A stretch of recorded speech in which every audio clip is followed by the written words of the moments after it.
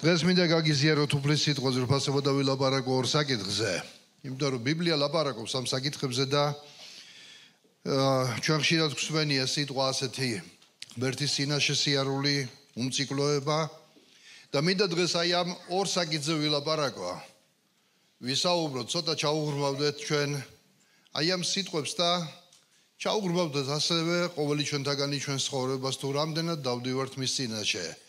რამდენად უმციკლოებაში ვართ, რადგან ბიბლია ლაპარაკობს ამის შესახებ და ამასინათ რომელიღაც მსახურების წინა სიტყვაობაშიც კი ვთქვი და მინდა წავიკითხო ეს ადგილი დაბადების 17 თავის პირველი მუხლი 99 წლის იყო აბრამი, როცა უფალი გამოეცხადა და უთხრა მე ვარ ელ-შადაი, ღმერთი ყოვლისშემძლე, იარე ჩემს წინაშე და იყავი უმციკლო და დავდებ აღთქმას შემსა და შენ შორის და ფრიად გაგამრავლებ. აი ამ ორ მუხლში ვხედავთ, ჩემოზრფასებო, რომ ელ-შადაი ღმერთი, ეს არის სახელი მისი, ნიშნავს ყოვლისშემძლე ღმერთს. და ეს სახელი ძირითადად გამოიყენებოდა, როდესაც ადამიანებს ჰქონდათ რაიმე საჭიროება, როდესაც საჭიროებდნენ ადამიანები გამხნევებას რთულ პერიოდებში, სადაც ღმერთი ეუბნებოდა მათ, რომ მე ვარ ღმერთი ყოვლისშემძლე. ეს ნიშნავს, რომ მისთვის შეუძლებელი არაფერი არ არსებობს და ღმერთი თავისი ხასიათით, ბუნებით, თავისი პიროვნებით, რომელიც სხვადასხვა სახელებით გვეცხადება, ერთ-ერთი მისი თვისება არის ღმერთი ყოვლისშემძლე. აი ეს სიტყვები, როდესაც უთხრა ღმერთმა აბრაამს, ფაქტიურად ეს იყო პერიოდი, როდესაც ღმერთი მასთან აღთქმის განახლებას აპირებდა. ანუ ურთიერთობების სხვა ეტაპზე უნდა გადასულიყვნენ აბრაამი და ღმერთი. თორე ღმერთი მანამდეც ელაპარაკებოდა, ღმერთმა გამოიყვანა აღთქმული ქვეყნიდან, ღმერთმა აღუთქვა, რომ ეყოლებოდა მას ისააკი, რომელშიც გამრავლდებოდა მისი შთამომავლობა, ვინც ბიბლიას კითხულობთ, იცით ეს ისტორია, დაწვრილებით აღარ უღრმავდები მას, რადგან აბრაამი, რომელსაც არ ყავდა შვილი, ღმერთმა აღუთქვა, ღმერთმა აღთქმა მისცა და ასევე უფრო მეტი დიდი აღთქმა მისცა აი ამ მოვლენების შემდეგ, როცა უთხრა, რომ მას ეყოლებოდა ისააკი და ისააკში იკურთხებოდა არა მარტო მისი შთამომავლობა გამრავლდებოდა ებრაელი ერი, მაგრამ მასში ისააკში იკურთხებოდა მის შთამომავლობაში დედამიწის ყველა ერი. როგორ იკურთხა დედამიწის ყველა ერი? ეს ჩვენ ვიცით სრულდება ახალ აღთქმაში, როდესაც ქალწულ მარიამის მხრიდან დაიბადა ჩვენი უფალი იესო ქრისტე ხორციელად ამ ქვეყანაზე, როცა ღმერთი მოვიდა ადამიანის სხეულში, მოკვდა ადამიანთა ცოდვებისთვის და ყველა ერს და ყველა ტომს მოუწოდა მონანიებისკენ. და ის კურთხევა და მადრი, რომელიც მოეფინა იესო ქრისტეს მოშინაურებით ქვეყნიერებას, მასში აღსრულდა ზუსტად ის აღთქმა, შენში გავამრავლებ, შენში იკურთხება დედამიწის ყოველი ერი. მაგრამ ჩვენ ვხედავთ, როცა ღმერთი აბრაამთან დებდა აღთქმას, არ იყო აბრაამი სრულყოფილი. ჩვენ ხშირად გონია, რომ ღმერთი სრულყოფილებს ელაპარაკება მხოლოდ. სრულყოფილი ადამიანი, უნდა ვიცოდეთ, ჩვენ პრაქტიკულად ქვეყანაზე არ არსებობს. არსებობენ ადამიანები, რომლებიც სრულყოფილებისკენ მიისრაფვიან. არიან ადამიანები, რომლებიც ბაძავენ ღმერთს. არიან ადამიანები, რომლებიც ცხოვრების განმავლობაში ცდილობენ თავიანთი ყოველდღიური ცხოვრება გააუმჯობესონ. უფრო ხარისხიანი გახადონ, უფრო კარგი, უფრო წმინდა, უფრო უმციკლო, უფრო ღმერთთან და ღმერთის სიტყვასთან მიახლოებული. ესენი არიან ადამიანები, რომლებსაც უფალი ელაპარაკება. აბრაამი ის ადამიანი იყო, რომელიც არ იყო თავისი ბუნებით შეიძლება სრულყოფილი, მაგრამ ღმერთი ელაპარაკება აბრაამს, მიუხედავად იმისა, რომ აბრაამს ჰქონდა შეცდომები. შეიძლება ვთქვათ, რა შეცდომები ჰქონდა აბრაამს, მაგრამ ღმერთმა, როდესაც დაილაპარაკა ხელმეორედ, დაახლოებით თუ კარგად დავაკვირდებით, დაახლოებით 13 წელი იყო გასული, როცა უფალი და მას დაელაპარაკა პირველად. რა ხდებოდა ამ ხნის განმავლობაში? ვხედავთ, რომ ამ ხნის განმავლობაში შეიძლება აბრაამი არც დაელოდა იმ აღთქმას, რომელიც ღმერთმა აღუთქვა და ვიცით ეს ისტორია, როცა სარამ თავისი მსახური შერთო ცოლად და მისგან შეეძინა შვილი, ისმაელი. ეს არ იყო ღმერთის შანაფიქრი, ღმერთის შანაფიქრი იყო ისააკი. შეიძლება აი ამ პერიოდის განმავლობაში ღმერთის სიტყვის მიხედვით აბრაამი იცდებოდა კიდეც. შეიძლება ბევრი რამ ვივარაუდოთ და ვილაპარაკოთ, მაგრამ მე ამაზე არ მინდა გავამახვილო ყურადღება. ამ ყველაფრის შემდეგ ღმერთი ისევე ცხადება და როგორც უკვე წავიკითხეთ ეუბნება, მე ვარ ყოვლისშემძლე ღმერთი.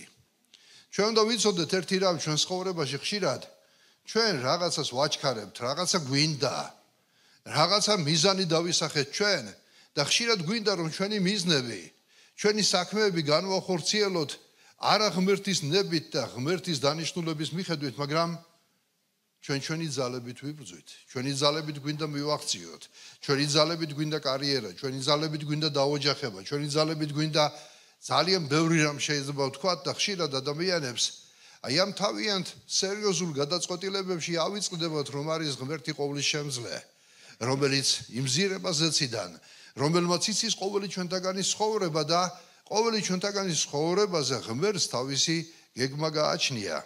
ამიტომ ჩვენ უნდა ვისწავლოთ ერთი რამ, რომ დაველოდოთ უფალ ძვირფასება და უფლის ნება ახსრულდეს ჩვენ ცხოვრებაში. ჩვენი საკუთარი ძალებით ჩვენ ვერაფერს ვერ შევძლებთ. მე პირადად დავსმუნდი იმაში, ძალიან ბევრი საქმე ყოფილა, ესაც მინდა გავაკეთო, ისიც მინდა გავაკეთო. ხშირად მინდოდა რომ რაღაცები დაჩქარებულად ყოფილიყო, მაგრამ ბევრჯერ მივხვდი იმას, რომ ღვთის გარეშე არაფრის კეთება არ შეგეძლია. როგორი გამოცდილი მსახურიც არ უნდა იყოს და რამდენი წელიც არ უნდა მქონდეს გატარებული წყევსურ მსახურებაში, თუ უფალი არ შემეწია, არაფრის გაკეთება არ შემიძლია. თუ ღმერთი არ იქნა ჩარეული ჩემს საქმიანობაში, შეიძლება რაღაც გავაკეთო და ის რაღაც გაკეთებული ცხოვრებაში მეწიოს შემდეგ არასწორად. ასევე შეიძლება პირად ცხოვრებაში იყოს, ნებისმიერ საქმეში, რაღაცა შენი ძალებით, შენი მარიფათით, შენი მოხერხებით გააკეთებ, რომელიც შეიძლება შემდეგში შენ არ შემოგიტრიალდეს კარგად და პირიქით ცხოვრებაში ზიანი მოგაყენოს.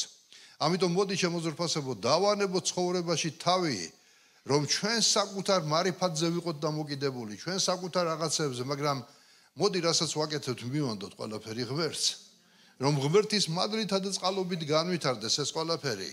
რა თქმა უნდა, ეს იმას არ ნიშნავს, რომ შენ არაფერი არ უნდა აკეთო. შენ უნდა აკეთო, მაგრამ ღმერთი უნდა დაიყენო ყველა საქმის წინ და ღმერთის ნებით და მისი გზებით და მისი მეთოდებით უნდა იმოქმედო იმ ცხოვრებაში. თუ შენი მეთოდებით იმოქმედებ, მაშინ შეიძლება დროებით რაღაცას მიაღწიო, მაგრამ შემდეგ ზიანი განიცადო. მაგრამ თუ ღმერთის მეთოდებით იმოქმედებ, როგორც უფლის სიტყვა ამბობს და უფალს გაყვები, კურთხევით დამთავრდება ყველაფერი. ღმერთი აბრაამს ეუბნება, როცა უთხრა მე ვარ ღმერთი ყოვლისშემძლე, მინიშნება ესეც რომ მე ვარ ღმერთი ყოვლისშემძლე, შენ არ ახარ ყოვლისშემძლე, ღმერთია ყოვლისშემძლე შენ ცხოვრებაში. და რას ეუბნება ღმერთი შემდეგ? იარე ჩემს წინაშე და იყავი უმწიკლო. და მეორე მუხლი ამბობს და დავდე ბახთქმას ჩემსა და შენ შორის და ფრიად გაგამრავლებ შენ. მაგრამ აი ამ აღთქმას წინ უძღვის რა? იარე ჩემს წინაშე და იყავი უმწიკლო. და მინდა აი ამ ორ საკითხზე ვილაპარაკო ძვირფასებო, რას ნიშნავს ღმერთის წინაშე სიარული? ეს სიტყვა ჩვენ გვხვდება პირველად დაბადების წიგნში. იცით რა, რომ სხვაზე წერია, ენოქზე წეწერა, რომ ენოქი ღმერთთან დადიოდაო. ზოგიერთ თარგმანებში, რუსულ თარგმანებში არის ღმერთის წინაშე დადიოდა. ღმერთთან დადიოდა, ღმერთის წინაშე ამაში სხვაობა არ არის ძვირფასებო. ასევე ნოეზე იყო მოწმობა. როცა ნოეზე წერია დაბადების 6:9-ში, რომ ნოე ღმერთის გზებით დადიოდა. და ასეთი ტერმინი, მის წინაშე სიარული, მასთან სიარული, მისი გზებით სიარული, ეს ხშირად გვხვდება ჩვენ ბიბლიაში. და აი აქაც ხედავთ, აბრამსაც უმეორებს და ეუბნება, ჩემს წინაშე იარე და უმწიკლო იყავი.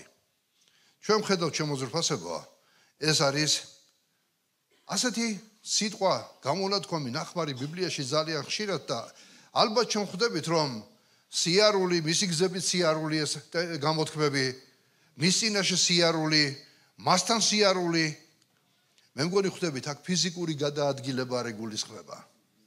შეიძლება ჩვენ ფიზიკურ გადაადგილებას დაუკვირდეთ ახლა რომ მე სადაც წავალ ერთხელ მეუბნებოდა ერთი ძმა, მოდი სადაც ახალ წამიყვანეო. მინდა შენთან ერთად ვიაროა. დიახ, ეს ფიზიკური გადაადგილება არის. შეიძლება ჩვენ რომელიმე ადამიანთან ერთად ფიზიკურად ვიაროთ. რაბინები და მისი მოწაფეები ერთად დადიოდნენ, იესო ქრისტე თავის მოწაფეებთან ერთად დადიოდა. ასევე ჩვენ როდესაც ძმებს ვაგზავნით ხოლმე, ხო, ერთი მეტად გამოცდილი, მეორე შეძმა ნაკლებად იყოს, მაგრამ ერთად წავიდნენ. მაგრამ როცა აქ უკითხულობთ, როცა ღმერთი გვეუბნება, რომ ჩემი გზებით იარეთ, ჩემ წინაშე იარეთ, აქ ფიზიკური გადაადგილება არ იგულისხმება. ამას მე მგონი ყველა ხვდებით, ზურფასებაა. მაგრამ აქ იგულისხმება ცოცხალი ურთიერთობები ღმერთთან და ცხოვრების მუდმივი მიმართულება ღმერთისკენ. ხვდებით ზურფასებაა? როცა ღმერთი გვეუბნება, რომ ჩემ წინაშე იარე, ფიზიკური გადაადგილება არ იგულისხმება, მაგრამ ჩვენი ცხოვრების მიმართულება, ჩვენი ყოველდღიურობა უნდა იყოს ახსავსე ზურფასებურითი ღმერთთან ცოცხალი ურთიერთობებით და ჩვენი ცხოვრების მუდმივი მიმართულება უნდა იყოს ღმერთისკენ. ამენ. მე მგონი ძალიან მარტივად გეუბნებით და ვცდილობ რომ ძალიან მარტივად გითხრათ რომ ჩვენი ცხოვრების მიმართულება ჩვენ ცხოვრებაში ბევრი რამ არის ყოველდღიურობაში. სამსახური, ოჯახი, მსახურება, ურთიერთობები, სფეროები ჩვენ ცხოვრებაში უამრავია და ყველაფერი ეს უნდა იყოს მიმართული საითკენ, ეს ყველაფერი უნდა იყოს მიმართული ღმერთისკენ. აი ამ ყველაფერს უნდა მართავდეს ღმერთის სიტყვა ჩვენ ცხოვრებაში. ეს არ არის ხვდებით რომ არ გულისხმობს ღმერთი აქ ფიზიკურ გადაადგილებას. ჩვენი ცხოვრების მიმართულება მუდმივად უნდა იყოს მიმართული ღმერთისკენ. კიდევ რას ნიშნავს ზურფასება, რომ უფრო ღრმად რო გავიგოთ, რამოდენიმე შედარებას გავაკეთებ, რომ მაგალითად ეს ნიშნავს ასევე, რომ ვიცხოვროთ ჩვენ ღმერთის მუდმივი თანდასწრების შეგრძნებით, რომ ღმერთი მუდმივად გვიყურებს. დავითი ამბობს ზურფასებო 138 ფსალმუნიდან, უпроსოდ 139 ახალ თარგმანში. ასეთი სიტყვები წერია და მისი შინაარსი საბოლოო ჯამში შეიძლება ერთი წინადადები თქვათ, რომ სადაც არ უნდა წავიდეთ, ყველგან უფალი არის. და აქ წერია, უფალო, შენ გამომიკვლიეო და მიცნობ. პირველი მუხლიდან მკითხულობა 139 ფსალმუნს. სხვა თარგმანებში 138-ია. იცი როდის ვჯდები და ვდგები, შორიდანვე ხვდები ჩემ ფიქრებს. ნახეთ ზურფასებო, რა კარგად აღწერს დავითი. როდის ვჯდები, როდის ვდგები, შორიდანვე ხვდები ჩემ ფიქრებს. ალბათ ეს ჯდომა და ადგომაც ფიზიკურად არ იგულისხმება, აქაც სულიერად უნდა ვიგულისხმოთ ეს ყველაფერი, რომ ღმერთი შორიდანვე ხვდება ჩვენს ფიქრებს. დავდივარ თუ ვისვენებ ჩემ გვერდით ხარ, გამოკვლეული გაქვს ყველა ჩემი გზა ჩემი. ჯერ ენაზეც არ მომდგომია სიტყვა, აჰა, უკვე სრულიად იცის უფალმა. ნახეთ? შენ ჯერ ბაგეზე სიტყვა არ მოგდგომია, გინდა ლოცვის დროს იყოს, გინდა ისე, უფალმა სრულიად იცის უკვე შენ რისი თქმა გინდა.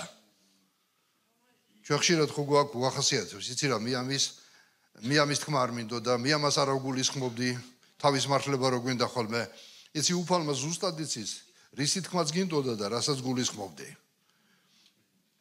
გარშემოვერტყი ზურგიდან და წინიდან და ხელი დამადე, გაოცებული ვარ, როგორც შემიცანი ასე, ჩემს გონებას აღემატება. საწაუვალ შენ სულს და შენ სახეს სად გავექცევი? ზეცაში ავიდე, იქ ხარ. ქვესნელში ჩავიდე, იქაც ხარ. ფრთებიც რომ გამოვისხა განთიადისა, დავსახლდე ზღვის კიდეზე, იქაც შენი ხელი წამიძღვება და შენი მარჯვენა დამიჭერს. თუ ვიტყვი, ნამდვილად ბნელი დამფაროს და ღამე სინათლით გადამექცევა, წვდიადიც კი არ იქნებოდა შენთვის ბნელი. ღამე დღესავით გაანათებდა, რადგან სიბდელეშიც სინათლეა შენთვის. შენ გამოსახე ჩემი თირკმელები და ასე შემდეგ აგრძელებს დავითი. რას ნიშნავს ეს ყველაფერი ზურფასებოა? დავით შეგნებული ჰქონდა და გათვითცნობიერებული, რომ ღმერთის მუდმივი თანდასწრების ქვეშ ცხოვრობდა. ღმერთი შორს არ არის არც ერთი ჩვენთაგანისგან. არც ერთმა არ უნდა ვიფიქროთ ის, რომ ღმერთი შენი გულის ფიქრებს ვერ ხვდება. ღმერთმა არ იცის, რას აკეთებს შენ საიდუმლო ოთახებში. საიდუმლო ოთახი შეიძლება იყოს შენი ლოცვის ოთახი, სადაც ღმერთის წინაშე აფრქვევ შენ საიდუმლოებებს და ასევე შეიძლება იყოს შენი საიდუმლო ოთახი, შენი ბნელი მხარე ცხოვრებისა, სადაც არავინ არ იცის, რას აკეთებ, არავინ არ იცის, რას ფიქრობ და შეიძლება შენ გონია, რომ არავინ არ იცის, ღმერთმაც კი არ იცის, რას აკეთებ, მაგრამ წმინდა წერილი გვეუბნება, რომ ყველგან უფალი არის.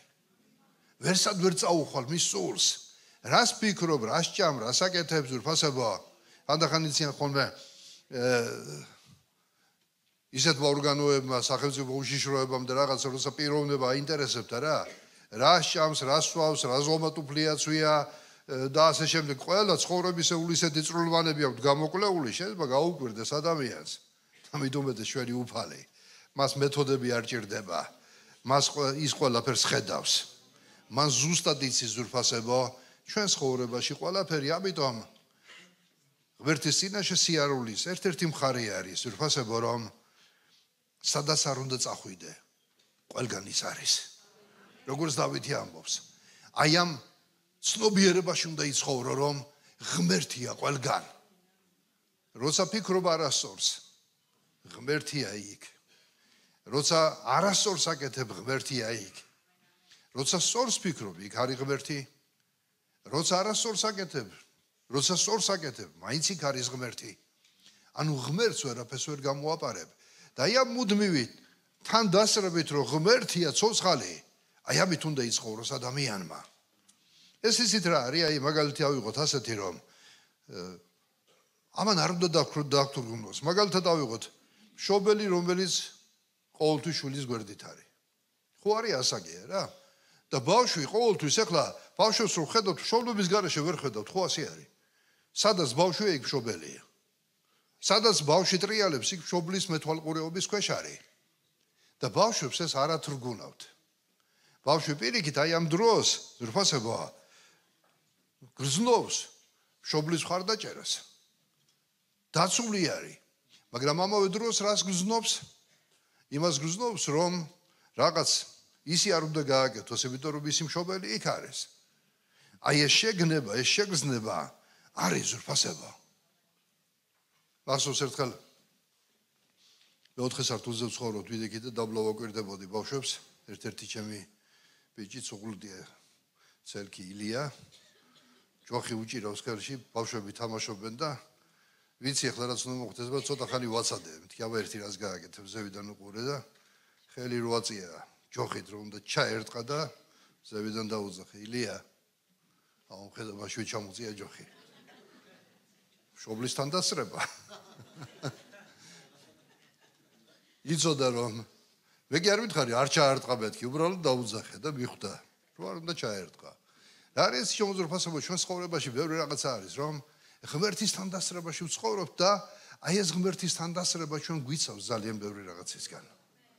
აი ამ შეგნებაში უნდა ვიცხოვროთ, რომ უფალი არის ჩვენ ცხოვრებაში. მის წინაშე ცხოვრობ შენ, მას ვერაფერს ვერ გამოაპარებ. ჰალელუია. ღმერთს დიდება და მადლობა. ეს ნიშნავს ზურფასებო, რომ აი ამ ტიპის ცხოვრების, აი ამ სტილში, აი ამ ცხოვრების სტილში ეს ნიშნავს, რომ ჩვენ ვიცხოვროთ ღმერთთან მჭიდრო ურთიერთობაში. ღვთის წინაშე სიარული ღმერთთან მჭიდრო ურთიერთობაში ყოფნა არის. არა მხოლოდ ღვთისმოსაობის გარეგნული ფორმები. მინდა ამაზე გავამახვილო ყურადღება. ხანდახან იცით რა ახასიათებს მორწმუნეებს ზურფასებო, რომ რაღაცა ღვთისმოსაობის გარეგნულ ფორმებს ასრულებ, ლოცულობ, მარხულობ, მაგრამ შედეგი შენ ცხოვრებაში არ არის.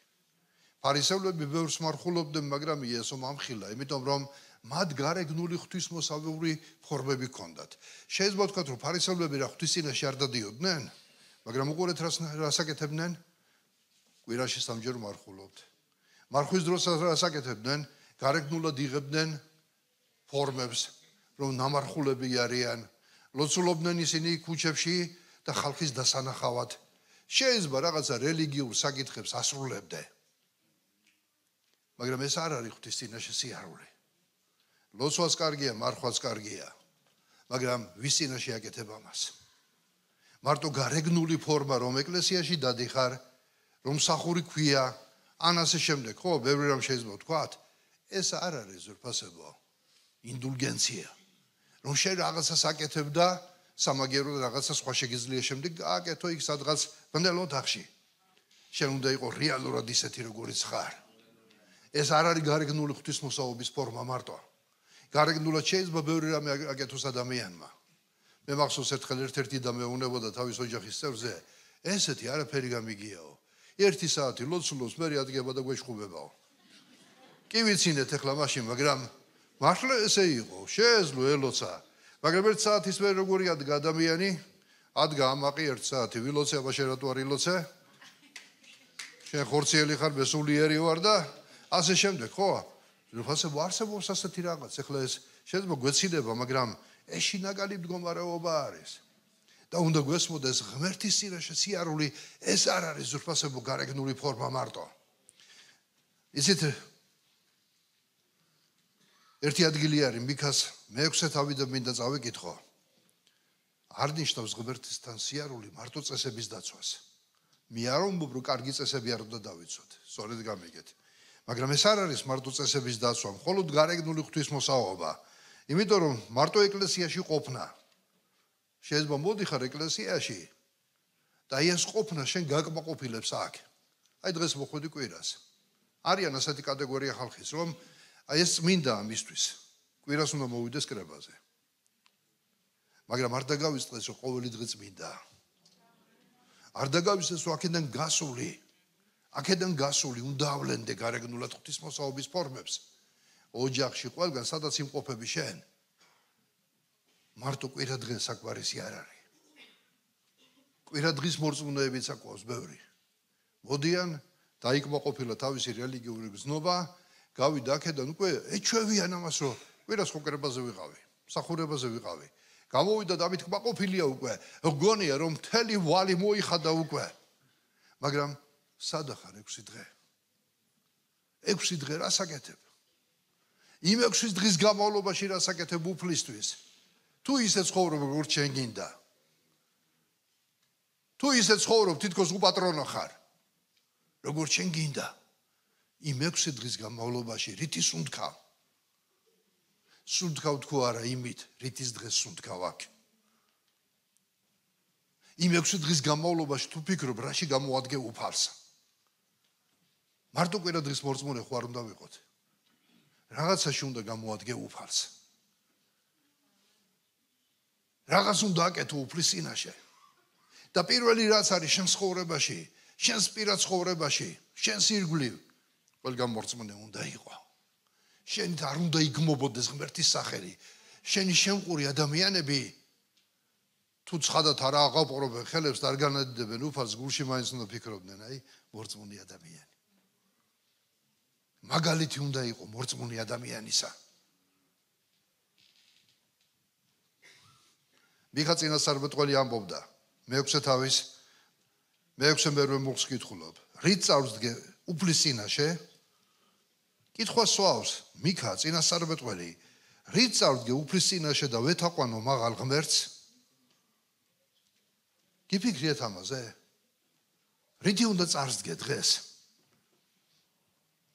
სწორედ გამიგეთ გალობლებმა, თუ გალობლები მისთვის დგებიან აქ, რომ დღეს გალობით წარსდგები უფლის წინაშე.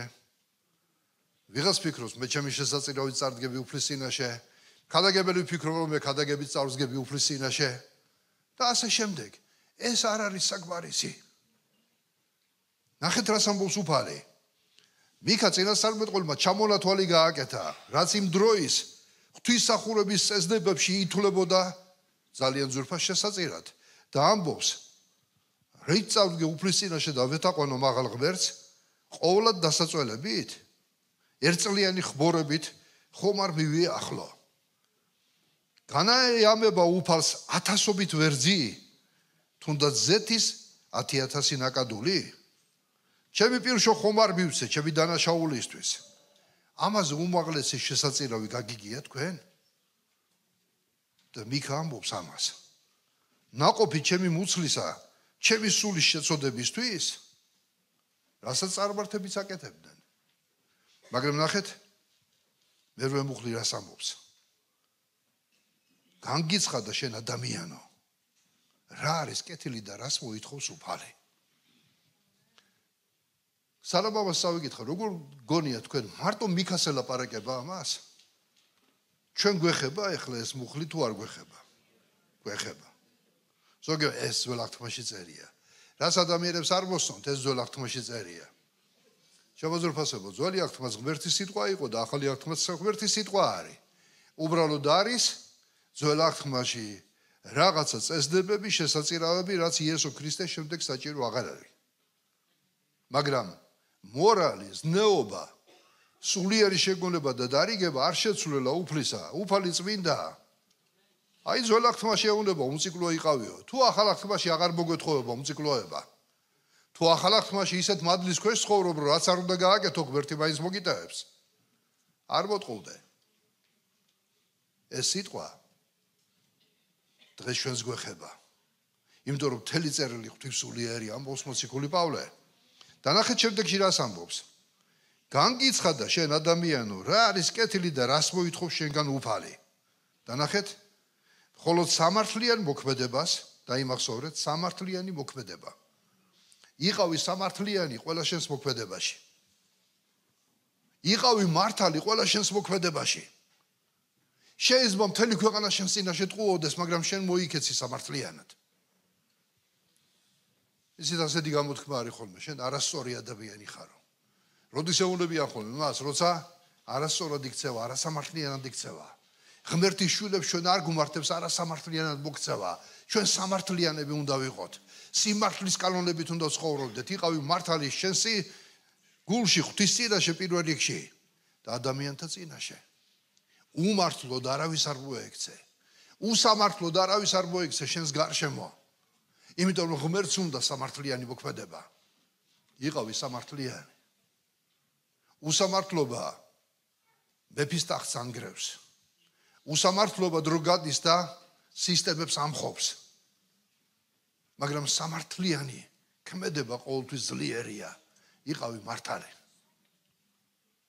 იყავი მართალი. შეიძლება ბევრი კარგი საქმე აკეთვა, მაგრამ თუ უსამართლო ადამიანი ხარ, სადღაც მაინც წინ დაგხვდება. და ღმერთი ამბობს პირველ რიგში, გააქო შენ ნათქვამი ადამიანო. რას მოითხოვს უფალი? მხოლოდ სამართლიან მოქმედებას, მოწყალების სიყვარულს, მოწყალების სიყვარული. შენ უნდა გიყვარდეს მოწყალება, შენ უნდა გიყვარდეს ადამიანებს მოემსახურო, ადამიანებს გვერდში დაუდგე. თავი კი არა არიდო. ღვთის წინაშე ფასობს მოწყალებისადმი სიყვარული. და რას ბოლოს წერია და შენი ღმერთის წინაშე თავდაბლად სიარულს. ამენ. ჰალელუია. ღმერთის წინაშე თავდაბლური სიარული ძვირფასებო უპირველეს ყოვლისა ნიშნავს რომ უნდა იცხოვრო მუდმივი მადლიერებით. თავდაბლობა მადლიერება არის. თავდაბლობა არ არის როცა ადამიანი რაღაცას მოითხოვს, მე ეს მეკუთვნის სად არის ღმერთი რატო არ მაძლევს? მადლიერი იყავი მისე რაც მოგცა ღმერთმა. მადლიერი იყავი რომ ცოცხალი ხარ. მადლიერი იყავი რომ სუნთქავ. იცით როცა კოვიდი იყო, ბევრმა ადამიანმა მაშინ დააფასა. თურმე რა კარგი დრო იყო, შეიძლება საჭმელიც არ მქონდა. რაღაცა მიჭირდა, მაგრამ თავისუფლად სუნთქავდი. და ვეღარ ისუნთქა ადამიანმა. ესეც ხო ფასიანი არ იყო არა? უფასოდ სუნთქავდი და მადლიერი არ იყავი რომ ამითი ცხოვრობდი შენ. დადგება დრო ცხოვრებაში, როცა ადამიანები, უმადური ადამიანები მიხვდებიან თურმე მადლიერება რა დიდი რაღაც იყო ღვთის წინაშე. და ღმერთის წინაშე თავდაბლური სიარულის ერთ-ერთი უდიდესი გამოხატულება არის მადლიერება მის წინაშე. იყავი მადლიერი ღმერთის წინაშე. ჰალელუია. ცოცხალ ღმერთს დიდება. იცხოვრო მუდმივი მადლიერებით, მორჩილებით და იმის გაცნობიერებით რომ ყველაფერი ძვირფასებო რომ ყველაფერი შენ ღმერთზე ხარ დამოკიდებული. ყველაფერი ღმერთის წყალობაა. არა საკუთარი ძალით აგაკ შეძენილი შენ ეს ყველაფერი, მაგრამ ყველაფერი ღმერთის წყალობაა. ამენ. რაც გვაქვს ახლა ჩვენ, მოდი ვემადლიეროთ ღმერთს. ეს არ არის ჩვენი ძალით შეძენილი, ჩვენი ძალით გაკეთებული. ღმერთს მადლობა. თუ ჩვენ ახლა გავაკეთეთ წინაკვირას შესაწირი და გაგვიხარდა რომ რაღაც მოაგროვეთ, მოდი ამისთვისაც იცით რა? დიახ, მე სორი ვარ, როცა თქვენ მადლობას გიხდით. იმიტომ რომ მადლიერი ადამიანებისაც უნდა იყო, როცა ადამიანები აკეთებენ, მაგრამ მოდი ამისთვის ყველამ ერთად რა, შემწირველმაც მადლობა უთხრათ ღმერთს. უფალო, მე თუ რამე შევწირე და დავეხმარე, ეს ჩემი ძალა კი არ იყო. შენ მომეცი ამის შესაძლებლობა, რისთვისაც მადლობას გიხდი შენ ღმერთო. ამინ. თუ შესწირი 100 ლარი უთხარი უფალო, მადლობა ამის საშუალება რომ იმესი რომ შევძელი 100 ლარი გამეცა. ზოგმა მეტიც შეიძლება გასცა. და ეს მადლიერება ისეთ რას მოგიდან ცხოვრებაში უფალი მადლიერ გულებს აკურთხებს. მაგრამ ეს არის თავდაბლობა. ქრივმა თავდაბლურად მოიტანა ყველაფერი რაც ჰქონდა.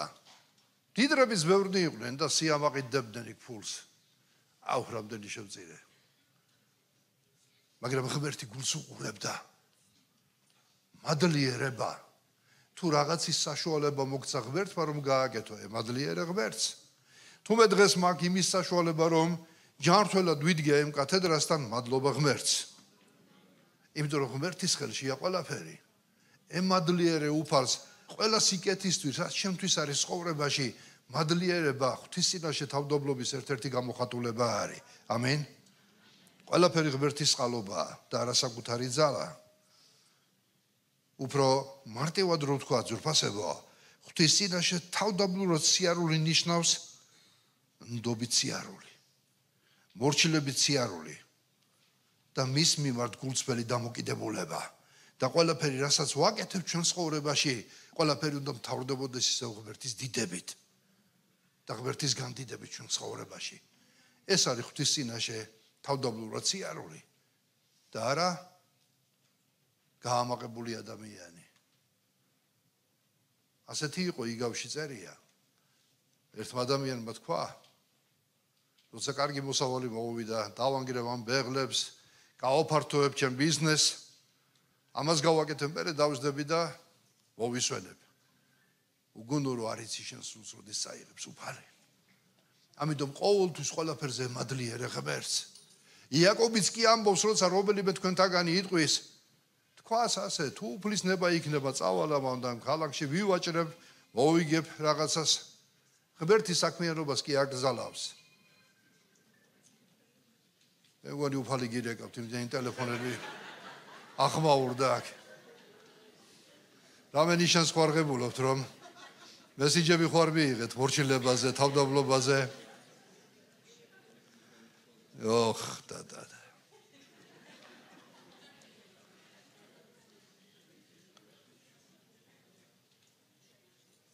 როგორ შეიძლება ძვირფასებო დღეს თავდაბლურად ვიაროთ უფლის წინაშე? უბრალოდ მინდა რომ გავაცნობიეროთ, არ მინდა ახლა გზნებარე რაღაცა ქადაგება, სიტყვა, ემოციური, უბრალოდ მინდა რომ გავაცნობიეროთ.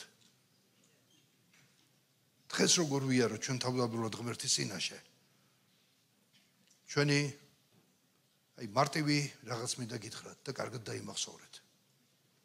მზად ახართ გაითავისოთ? ჩვენი ცხოვრება, ჩვენი ცხოვრების გზა, მიმართულება დაუფუძნოთ ღმერთზე. ჩვენი არჩევანი, ქცევა, მიზნები მოვიყვანოთ შესაბამისობაში მის მინდა სიტყვასთან და მის ხასიათთან.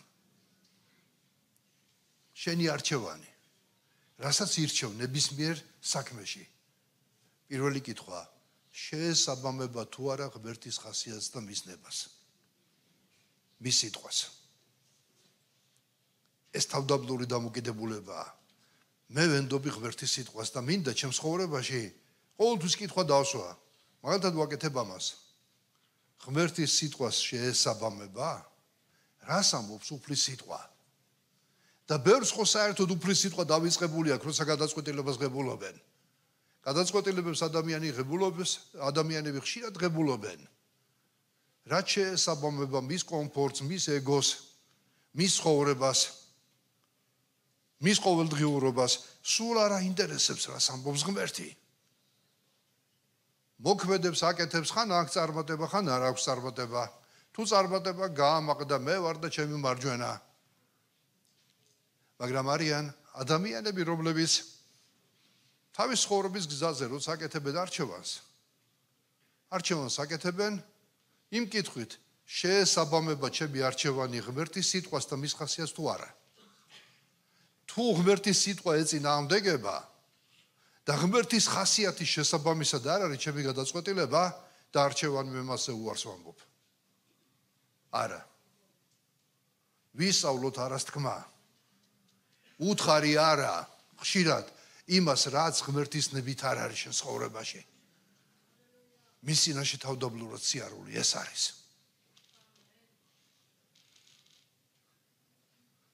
თუ შენ მოусვენრად ზიხარ ახლა და რაღაც არ გასვენებს და მოსმენაში ხერში გიშლის, უთხარი არა. ზოგიერთი ადამიანი ხვასია. კრებაზე მოვა, აქ გრაფას არ აღნიშნავთ. გადიშედის. რისთვის? აქ ხომ მოსასმენად მოხვედი. იქნებ შე რაღაც გამოტოვე ისეთი, რაც შენს ხასიათს და ბუნებას თვლიანად შეცვლი და არ გიფიქრია ამაზე? როცა მოდიხარ ღმერთის სახში, ყველაზე უფრო მეტად შენი გული განამზადე. რისთვის? მოსმენისთვის.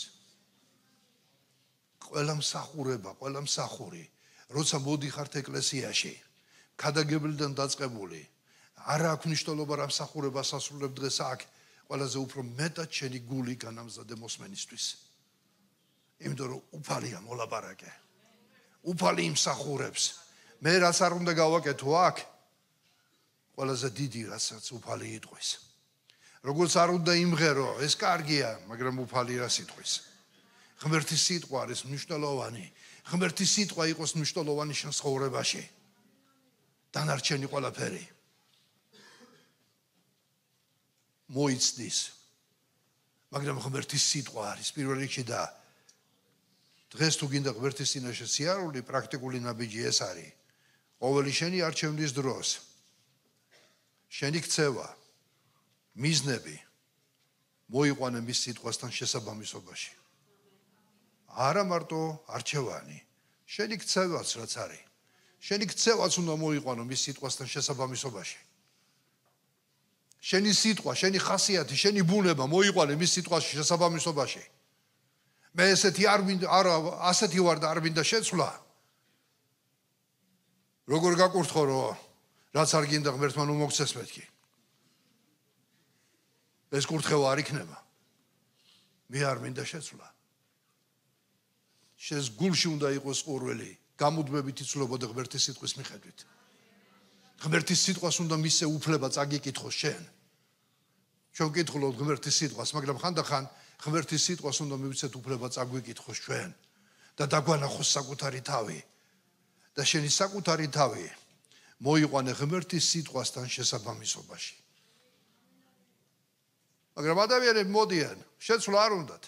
მოინანიეს, მაგრამ გონების განახლება, ყოველდღიურ ცხოვრებაში ცვლილებები. ეს ურწმუნო ადამიანებისთვის არ არის დაწერილი ძვირფასობა, ჩვენთვის არის ეკლესიისთვის დაწერილი, რომ ჩვენ უნდა ვიცვლებოდეთ. მაღლიდან შობილი ადამიანები, ვინც იესო მშვა და გამოისყიდა თავის წმინდა და ღრულის სისხლით უნდა იცვლებოდნენ. მათი გონება უნდა ნახლებოდეს, მათი ყოველდღიურ ცხოვრებაში მათი ქცევები, ხასიათი, ბუნება უნდა იცვლებოდეს. არ უნდა ემსგავსებოდე ამ წუთის სოფელს. მისი ხასიათით და ბუნებით ამ წუთის სოფელს. მაგრამ ჩვენ უნდა გარდავიქმნათ ღმერთის სიტყვის მიხედვით და ვიყოთ ახალი ადამიანები ჭეშმარიტად. რატომღაც ამის გაგება ძალიან ბევრს არ უნდა. კი აბრამსაც ჰქონდა პრობლემები. ყოველთვის მისი ქცევა და ხასიათიც არ იყო ღმერთის სიტყვასთან შესაბამისობაში, ამიტომ უთხრა უფალმა, თუ გინდა რომ ახალი ეტაპი დადგეს ჩვენს ურთიერთობაში, დღეს გვეუბნება უფალი, იარე ჩემს წინაშე და იყავი უმძიკვლო. გინდა ახალი ეტაპი შენ ცხოვრებაში, გინდა რომ უფალმა ახლებურად იმოქმედოს შენ ცხოვრებაში, განიახლე.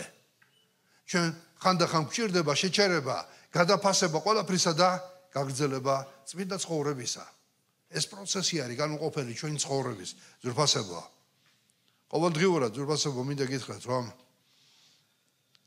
როცა ამაზე ვლაპარაკობ ჩვენ, რომ შესაბამისობაში მოვიყვანოთ, ეს ნიშნავს, რომ ღმერთი ყოველთვის ჩვენს წინაშე არის და რასაც ვლაპარაკობთ, ვფიქრობთ და ვაკეთებთ, ვიცოდეთ, რომ მისი მეთვალყურეობის ქვეშ ვართ. და როცა ჩვენ იმას ვაკეთებთ, რაც ღმერთს უნდა, ეს მის წინაშე სიარულია. ყოველ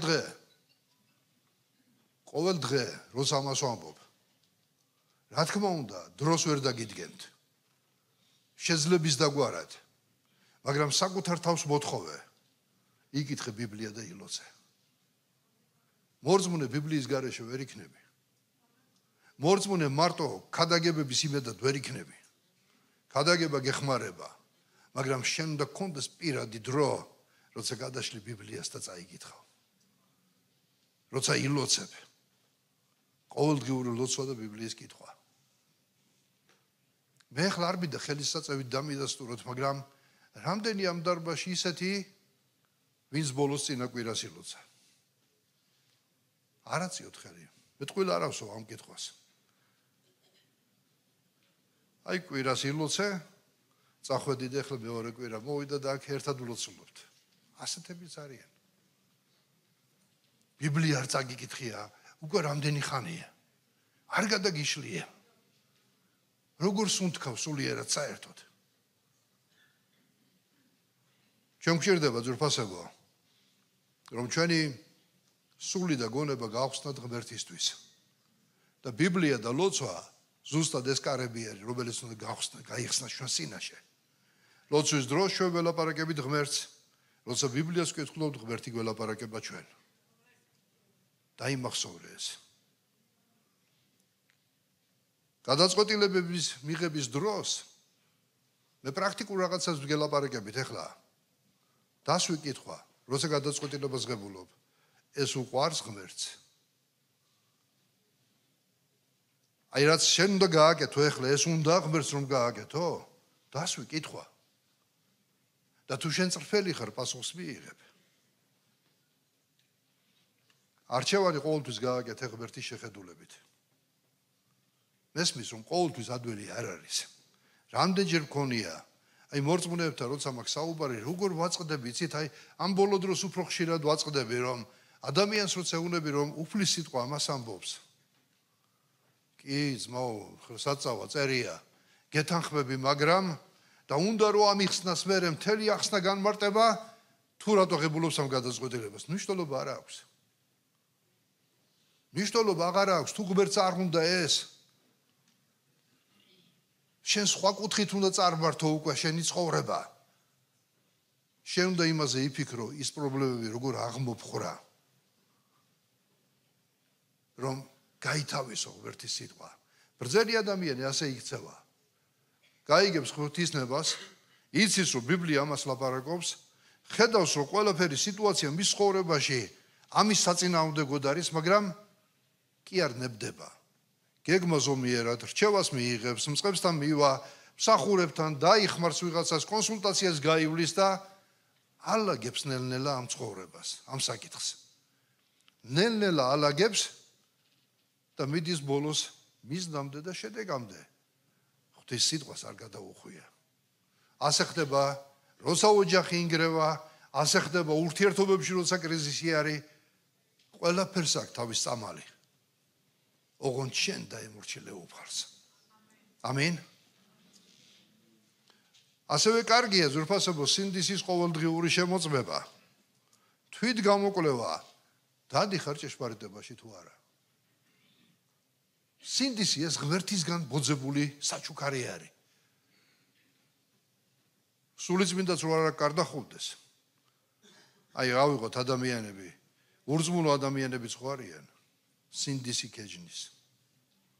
ხოლო მორწმუნე ადამიანში სულიწმინდის თანდასწრებით მისი სინდისი უფრო მგზნობიარე არის. შეამოწმე ხანდახან შენი სინდისი. ჭეშმარიტად იქცევი თუ არა, გამოიკვლიე საკუთარი თავი. ასევე ღმერთის წინაშე სიარული არის ზრფასებო, პატიება და თავდაბლობა ურთიერთობებში. პატიება და თავდაბლობა. ეს ნიშნავს, რომ დამოკიდებულება ადამიანების მიმართ იმავე სულით უნდა ისახებოდეს, როგორც შეგექცევა უფალი. პატიება შემოზრფასებო, ეს ბიბლიური არის და წერია ეფესოთა 4:31-32 ბუქში, ყოველგვარი სიმწარე, სიბრაზე, რისხვა, ყვირილი და გმობა განიშორეთ ყველა ბოროტებასთან ერთად. იყავით გამოსადეგნი ერთმანეთისთვის. ნახეთ? გამოსადეგნი იყავით ერთმანეთისთვის. თანაუგრძნეთ და მიუტევეთ ერთმანეთს, როგორც თქვენ მოგეტევათ ქრისტე იესოში. იესო ქრისტემ შენ მოგიტევა ყველაფერი. ეს იცი რას ნიშნავს? შენი დამოკიდებულება სხვებთან იმავე სულით უნდა იყოს, თუ ქრისტემ მოგიტევა შენ საპატიე.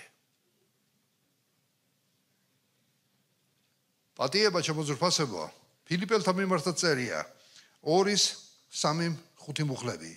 არაფერი გააკეთო ანგარებით ან პატივმოყვარეობით. ნახეთ რა გაფრთხილებაა. ანგარება როცა რაღაცას აკეთებ იმით, რომ რაღაცას ელოდები იქიდან, ისეთიც არ გააგზრებ. ეს ანგარებაა.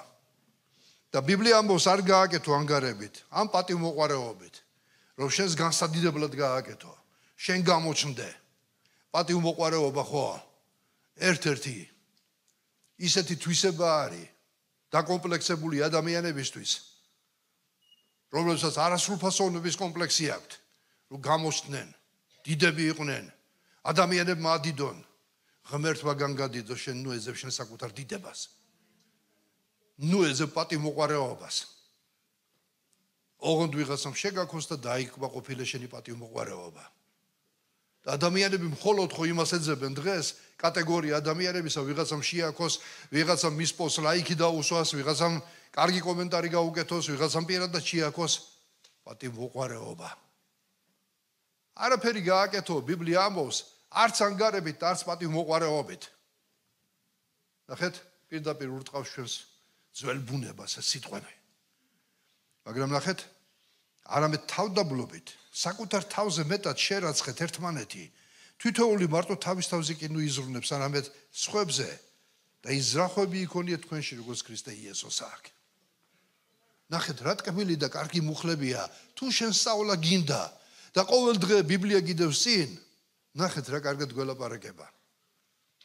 მე ჩემ თავზე მეტად უნდა შევრაცხო. გია, ჯონი, დათო, გელა. მე არ უნდა ვიფიქრო.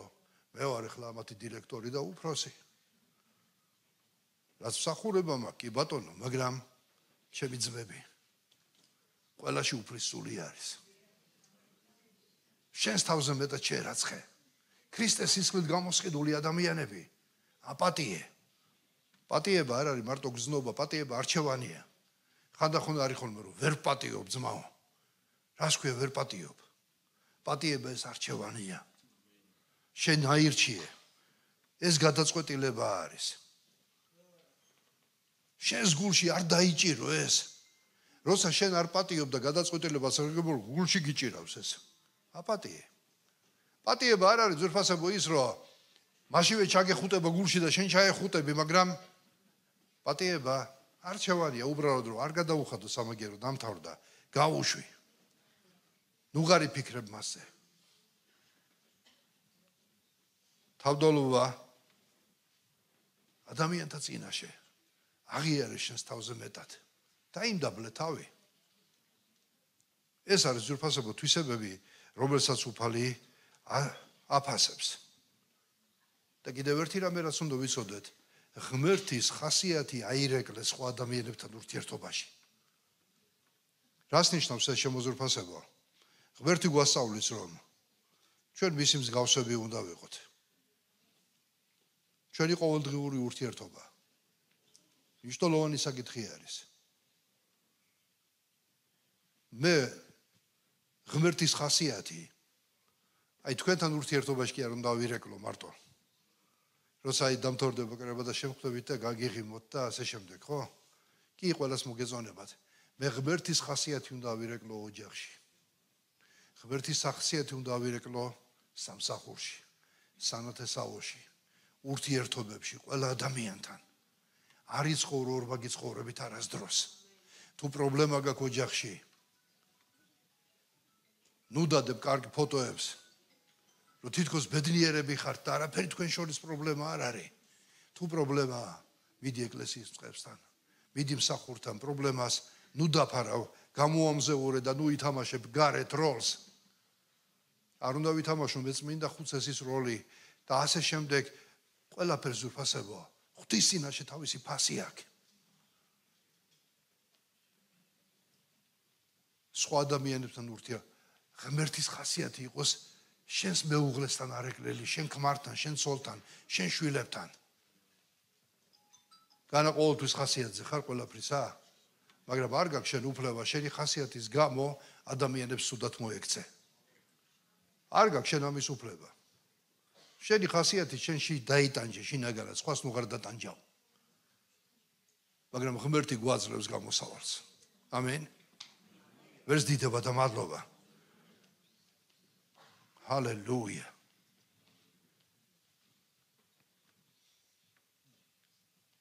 რას ნიშნავს იყო უმწიკვლო? მოდი ამაზე გადავიდეთ. ცოტაოდენი ამაზე ვისაუბროთ.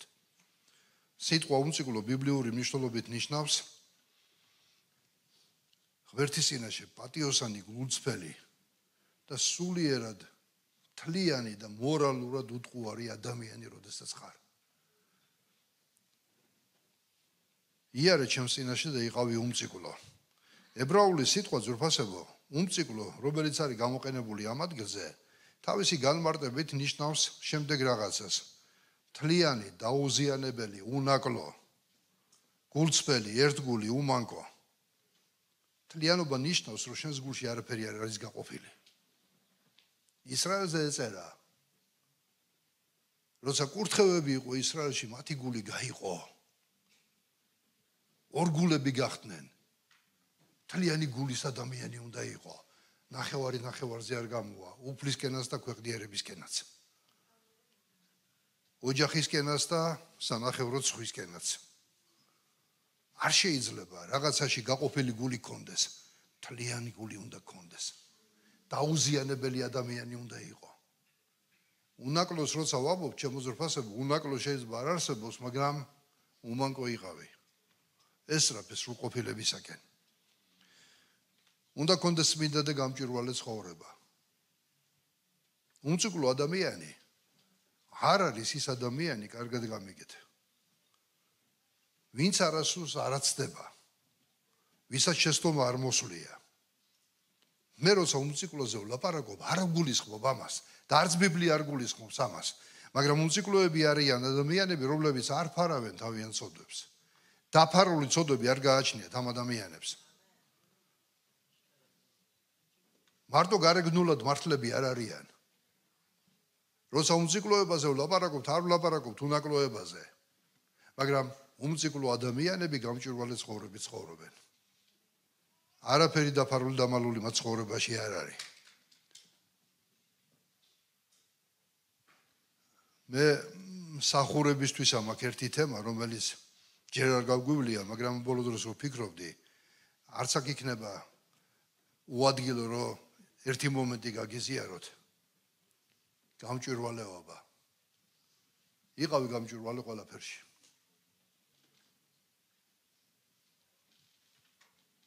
მაგალითად დავიღოთ.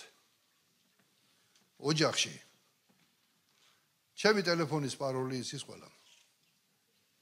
პაროლი იმიტომ არ მაქვს დადებული, რომ ოჯახს უმალავს. სადმე რომ ტელეფონი დავრჩეს, ვიღაცამ არ ისარგებლოს. ჩემმა მეუღლემ, ჩემი ოჯახი ხანდახან მე ვავიწყდება ხოლმე, რომელი პაროლი მიდევს იქა? თვითონ მეუნებიან ხოლმე. ჩემი იმეილი ყველა მიცის. ჩემმა ძმებმა იციან. როცა წერილებს ღებულობ, ხანდახან მეუნები ხოლმე ინგლისურად არის და თუ გახსენიან, კოტე გახსენის ჩემი იმეილი. არაფერი არ მაქვს დასამალი და საფარი.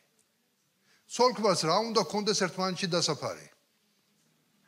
რატო უნდა გქონდეთ ერთმანეთისგან დასამალი რაღაც? თქვენი წერილები და მესიჯები რატო უნდა იყოს დაფარული? გზავნი და შლი. გზავნი და შლი. რატო შლი? თუ ის საშაშლელია, საერთოდ რატო წერბაში? კითხვა, თუ ის საშაშლელი რატო წერ? რატო უმალავ? რა გაქვს დასამალი შენ ქმართან? რა გაქვს დასამალი შენ ცოლთან? რა მაქვს დასამალი შენ დაძმებთან?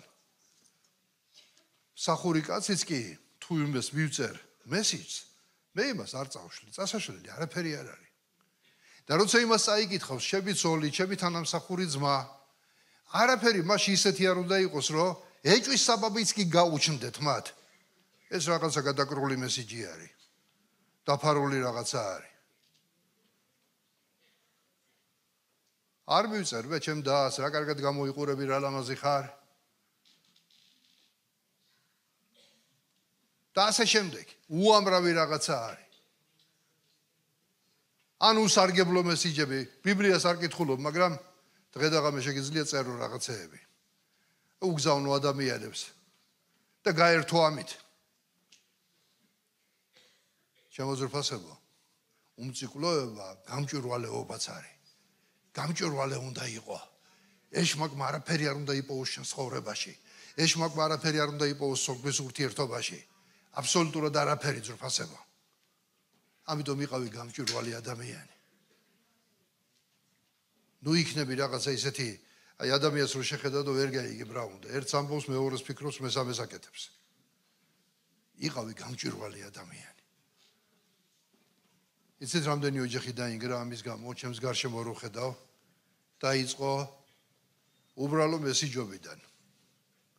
მეგობარი ყავს 5000, მაგრამ ხვალე რო დაგჭირდეს რაღაცის გაკეთება ერთს ვერ იპოვე. Facebook-ის მეგობრები არ არიან. ეს ხო თამაში არის.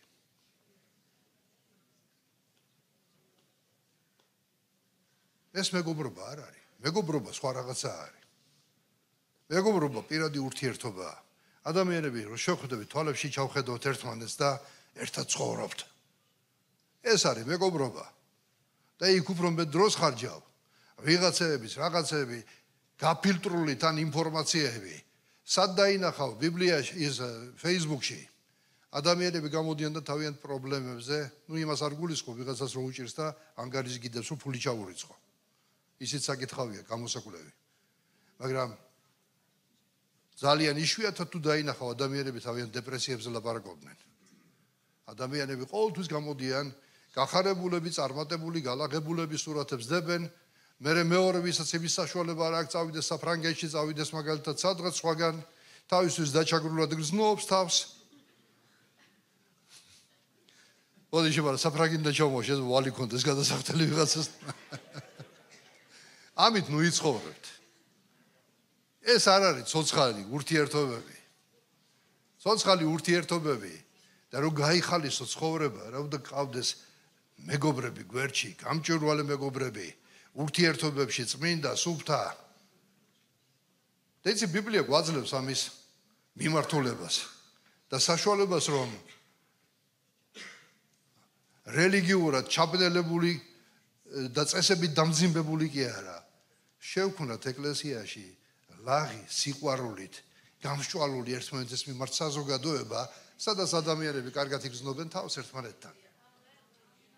მე იმას კი არ ვობ ახლა ერთმანეთს ვეჭიჩინოთ ყოველთვის, ღმერთის ჩვენი ცხოვრება უნდა იყოს ასეთი. და ჩვენ როცა მორწმუნეები ხვდებით ერთმანეთს რა, სახე, განათებულები, გაღიმებულები ჩვენ ქონით იმ საზოგადოებას, სადაც ადამიანები კარგად იგრძნობენ თავს. სადაც ადამიანებს არ ეშინიათ თავიანთ ნაკლზე ილაპარაკონ. სადაც ადამიანებს არ ეშინიათ რომ რაღაცა თავის სისუსტეც აღიაროს და თქვას, იმიტომ რომ მის გარშემო მისი დაძმები არიან, რომლებიც მსჯავრს არ დაადებენ, პირიქით გვერდში დაუდგებიან. დავიძურფასებო? უმციკლო ადამიანი არ უნდა იყოს ორპირი ადამიანი. დრავი, მე მგონი ხვდებით, არა ჩამონათვალი ძალიან ბევრია. არ იყო არასდროს გაყოფილი, ორმაგი ადამიანი, იყავი ალალი ადამიანი, წრფელი ადამიანი, არა ორპირი. და ასეთი ადამიანების ცხოვრება ზურფასებო, მოტივაციას აძლევს სხვა ადამიანებსაც. იმიტომ რომ წერია ზურფასებო, რომ თქვენს საქმეებს რო დაინახავენ, ღმერთს განადიდებენო. ასეთი ადამიანების ცხოვრება სხვებსაც მოტივაციას აძლევს. ამიტომ შემოძურფასებო, ეს ის თემა, რომელზეც ძალიან ბევრი საუბარი შეიძლება, მაგრამ მოდია გავჩერდები. წაიგითხეთ კიდევ ეს ადგილები.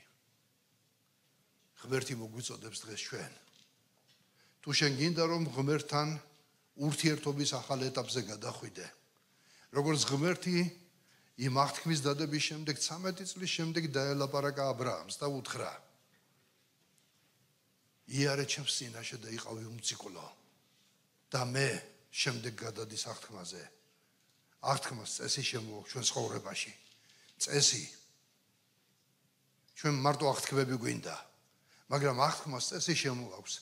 იარე ჩემს წინაშე და იყავი უმძიკვლო და მე დაგიდებ აღთქმას ამბობს უფალი. ეს არის პირველი ადამიანის ცხოვრებაში. ამიტომ თუ შენ გინდა უფალთან ურთიერთობის ახალ ეტაპზე გადახვიდე, გაანალიზე აქამდე რა შეცდომებით მოხვედი. გაანალიზე აქამდე როგორ მოხვედი. შენ ცხოვრებას გადახედე და დაინახე ის უსტი წერტილები, რომელიც მოგდებდა აქამდე. და დღეს უფალი გეუბნება, მე ვარ ღმერთი ელშადაი, ყოვლისშემძლე ღმერთი. იარე ჩემს წინაშე, იყავი უმციკვლო და მე გაკურთხებ ამბობს უფალი. ამინ. ამიტომ მოდი აი ამ ლოცვის დროს და მარტო ამ ლოცვის დროს კი არა მესმის რომ ამ მოწოდებაში ორ წუთში ვერ გაანალიზებ ყველაფერს, მაგრამ როდესაც წახვალ აქედან გაანალიზე შენი ცხოვრება. აბა იქიდან მოყოლებული ამ წლების განმავლობაში სად ქონდა შეფერხება, სად ქონდა ის მომენტები, როცა უფალს არ დაემორჩილე, როცა საკუთარი ძალებით ეცადე, როცა ურჩობა ქონდა ცხოვრებაში. გაანალიზე ეს ყველაფერი და შეგდებულად დადექი უფლის წინაშე და ეს სიტყვა, რომელიც დღეს იყო ნათქვამი, მოქმედებს ჩვენ ცხოვრებაში და იცოდე, როგორც ღმერთი ა ブラ ამს ელაპარაკებოდა, ასე გელაპარაკება შენ. მე ვარ ღმერთი ყოვლისშემძლე. თუ სადმე შენი ძალებით ცდილობდი და ვერ მიაღწიე და პირიქით კრახი განიცადე, უფალი ამბობს, შენი ძალით არა, ჩემი ძალით ამბობს უფალი. მე ავაწყობ ამას, მე გავაკეთებ ამას ამბობს უფალი. თუ სადმე დაუშვი არაპატიოსნება, მოინანიე უფლის წინაშე. თუ სადმე შენი უმციკვლო ცხოვრება დაირღვა, ორპირობა გამოიჩინე, არაერთგულება, უპატიებლობა, გაანალიზე ეს ყველაფერი.